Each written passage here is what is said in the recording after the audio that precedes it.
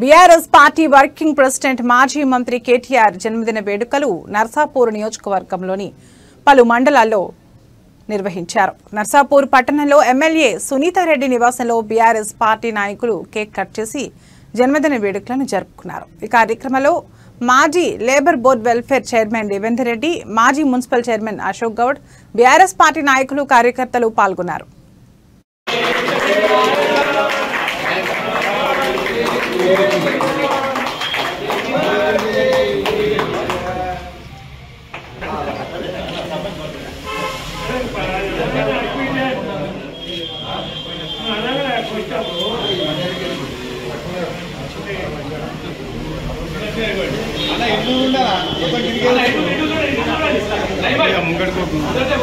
अरे फोन आटा मस्त मना